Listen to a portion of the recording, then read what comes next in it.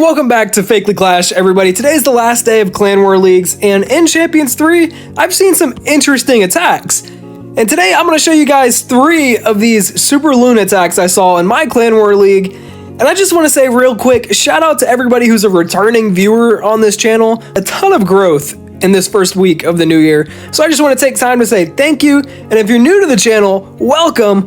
We're going to jump right into the attacks. Starting out with the first attack, you can look at the bottom of the screen, and what really sticks out is 18 super balloons and 10 minions. Now, I will say this attack is heavily carried by the fireball ability on the Warden.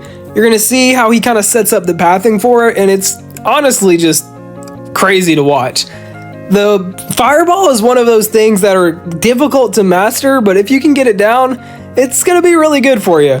In my personal case, I don't know that I've hit my designated target even once with the fireball, so I tend to not use it all that often. But you're going to see here a baby dragon helps with funneling. A couple more super loons are going to come in, try to take out those defenses to help out with the funneling, and the Warden is staying alive down here, getting a ton of value. Now an ice block spell comes in with these invisibilities. His fireball is going to shoot to the center of this base. Couple earthquake spells come down, and he does not have to deal with that revenge tower or really any of the defenses in the core of this base. I'm going to put it in 2x speed now because the Warden's going to actually go and get even more value, which is just, I mean, incredible. He's been great already. Warden's going to take out this scatter shot, and then he's just going to let the Warden die off to that monolith down there.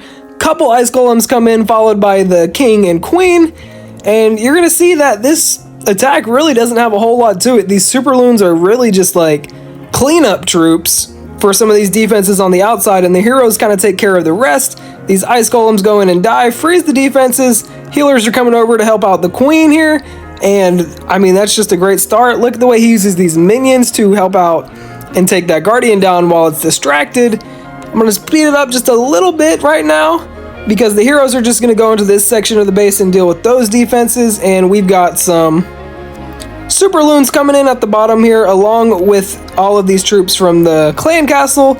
You'll also notice that the world champion doesn't have any invisibility spells for her, but she does have that pet to kind of stay invisible for a while, using these totem spells as a distraction. And that's really all there is to it. You've got all of these heroes down here at the bottom because the queen was cloned with her ability.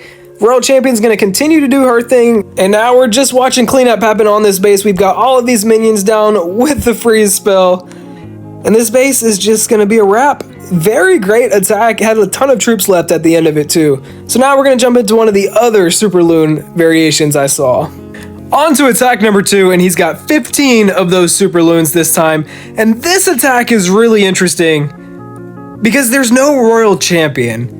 He has elected to bring the minion prince over the world champion, which is something that is really interesting.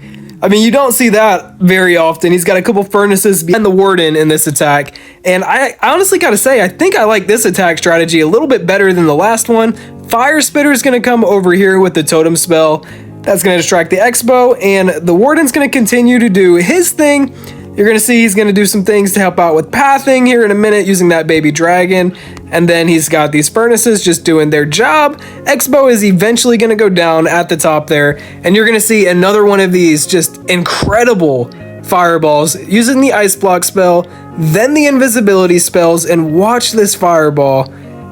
Bang, right there onto the revenge tower. Earthquake spells come in, and most of the core of that base has been taken out now, which is just incredible. He gets this tornado trap activated, and this attack is just looking really well. Fire Spitter's still doing his thing at the top. You're gonna see down here in a minute, we're gonna start the attack with the rest of the troops. As soon as we recall this Warden here, the Warden's gonna come in on this side to clean up those defenses, and then the king and queen is gonna come in on this corner with an ice golem out in front, obviously. Clan Castle troops are going to come out. Minions are cleaning up the structures on the outside. Rest of the heroes are in here. Look at that. All of these Yetimites, one shot from the Guardian just took them all out, and they're actually going to go and get this scatter shot down. I thought that was really cool to see.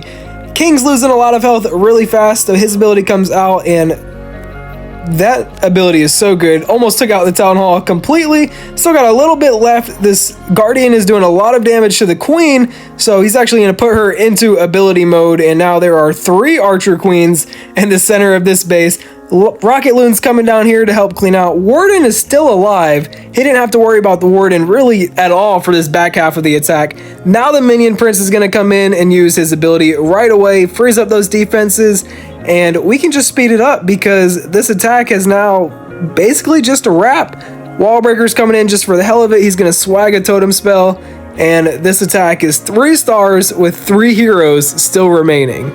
On to the last attack, and this might be the most interesting of all of them because the Royal Champion is actually using this new Frostflake ability that not too many people use, and he's got a Golem in his army, which nobody uses because there's Ice Golems and Meteor Golems nowadays, but he finds a way to make it work. I just don't think that Golem is necessarily worth it to add to the army. Anyways, we're going to see common theme in this video, another great fireball ability taking out all of these defenses here. Earthquake spells are going to come in, and look at the insane value he got there. Warden's going to go take out a couple more buildings and then get recalled here really soon. And now he's on this other side of the base. The rest of the army is going to come in here. Look at the way he uses a couple Yetis over there, heroes over here, and then Ice and Golem together. I just think with all of this splash damage, it doesn't make a whole lot of sense because this Ricochet Cannon is actually going to work on the Ice Golem and the regular Golem at the same time.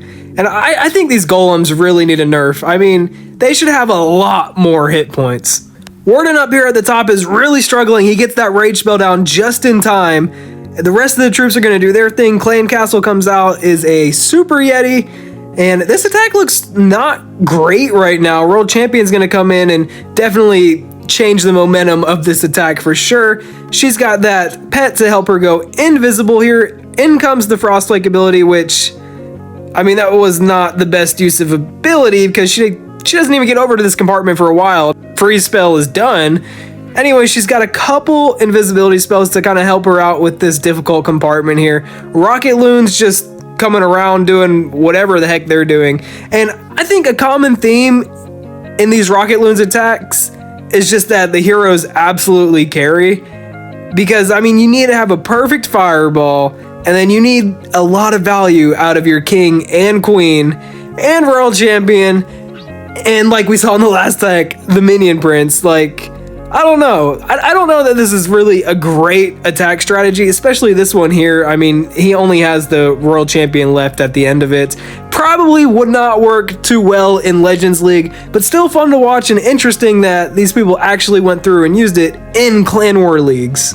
So shout out to you guys if you made it to the end of the video, guys. I really do appreciate it. If you enjoyed it, please hit that like button. That helps me out so much.